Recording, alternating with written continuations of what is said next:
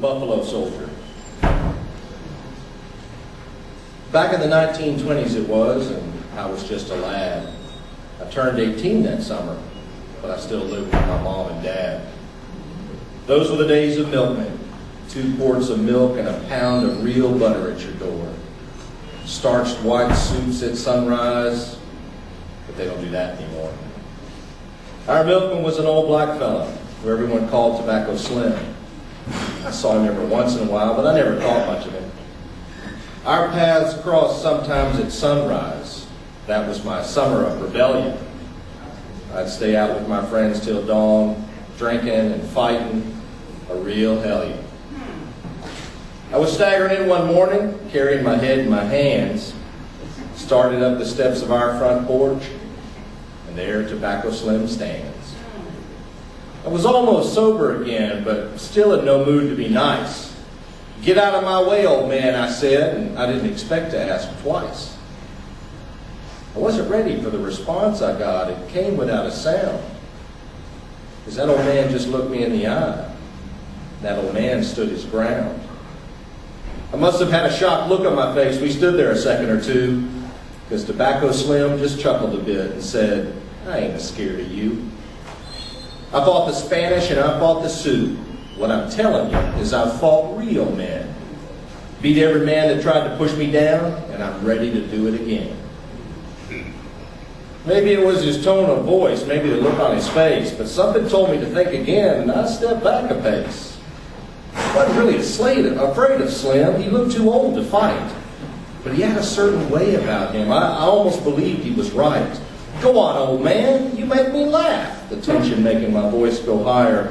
"You never fought Indians. You deliver milk. All you are is a dang..." In life, there are a few moments that define the path we tread. I'll never know what made me stop, but I'm glad that last word was never said. I'm sure that Slim would have hit me. I'm sure there would have been a row.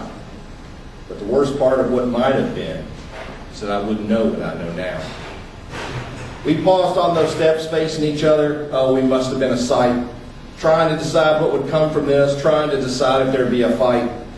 I'm sure we both went through an emotion or two. I know my face turned 3 shades of red. But it was Slim who broke the tension when, "You never heard of the Buffalo Soldiers?" he said. I couldn't believe there was something I didn't know. My dad had fought in World War I, you see, and while he was fighting over there, I learned all I could about American history. I knew about the Minutemen, and I knew all about the gray and the blue. I studied the War of 1812, and I thought I knew all about San Juan Hill, too. "What do you mean Buffalo Soldiers?" I said. And from there, the conversation changed. Slim went quickly from anger to pride, his whole face rearranged. "Well, that's what the Comanche called us, and the Cheyenne gave us the same name. It was because of the way our hair and the buffaloes looked the same. We fought down in Texas and New Mexico and up in Kansas for a while, and strung half the telegraph lines that crossed the West," Slim said with a weary smile. It must have been my interest in history. It started as a kid because of my dad. Suddenly I didn't want to fight anymore, and to be honest, I was kind of glad. I wanted to hear more about these soldiers and all that Slim had to say, so I followed him out to his wagon and rode with him the rest of his way. He told me all about hunting Pancho Villa and about following young Black Jack. Then after the U.S. Maine explosion, going down to Cuba and back. I finally asked him about his name, and he laughed till he almost cried. "Well, that comes from a time in Cuba, a time that I dang near died. It has nothing to do with smoking. It comes from the name of a town.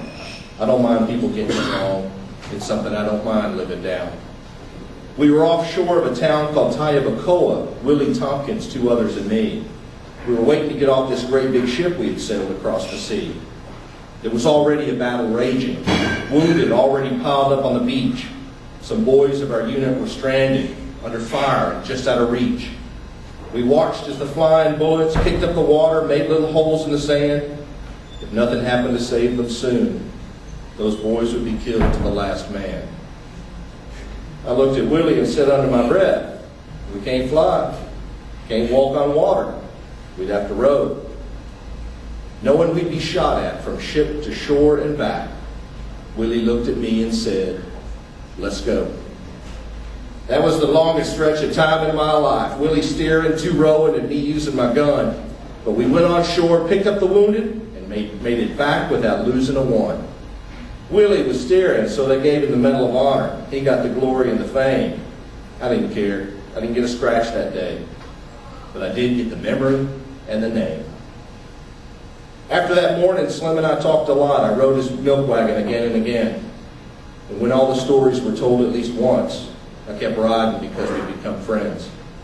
I got to read more about the Buffalo Soldiers, including the true story of the Battle of San Juan Hill, about how if it hadn't been for Slim and his pards, Teddy and the Rough Riders would be buried there still. A few years later, old Slim gave up the ghost, and I helped carry his coffin with pride.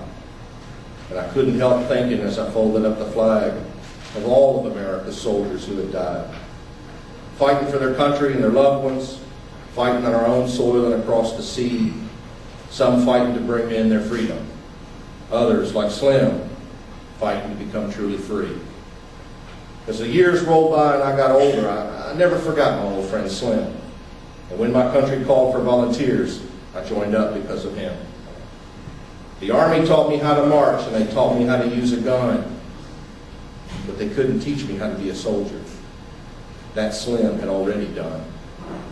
Slim's spirit went with me wherever I went. I never really feared death's hand.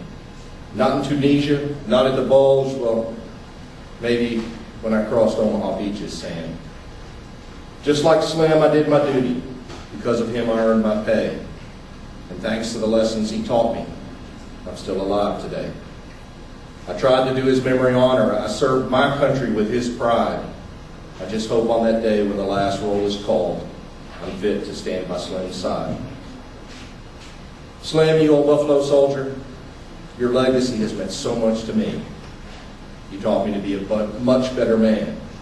And you taught me the true price of being free.